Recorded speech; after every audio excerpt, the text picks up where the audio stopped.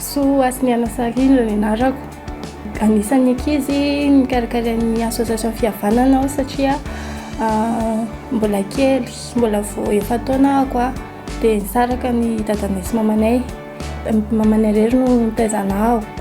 Dia tany amin'ny centre tany Masera nipetraka izahay.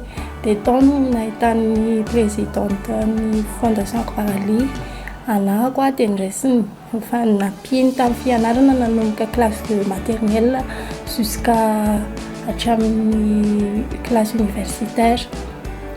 Natsapa tena fiovana hatramin'ny nandraisana anazy satria afaka nianatra tafita tamin'ny fianarana izany.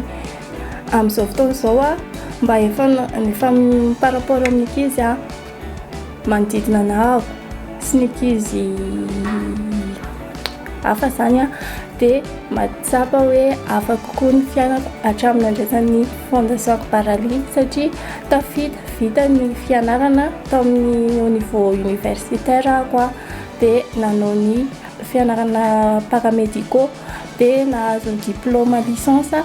Dia amin'izao fotoana izao efa miasa ao amin'ny centre médical Kitana izay centre ny fondation Akbarali ihany.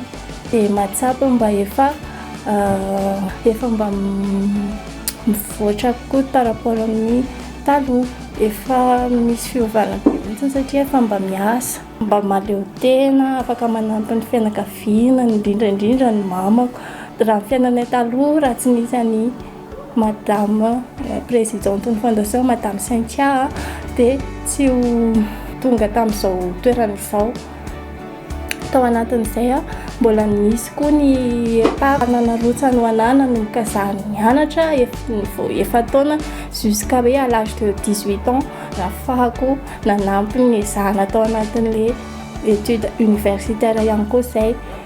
Dia makasitraka sy maneho fisaorana be dia be any famille Akbarali nanohana anahy jusqu'à hatramin'izao fiainako izao sy ny mbola fanohanana hatrany amin'izao sehatra ny asa.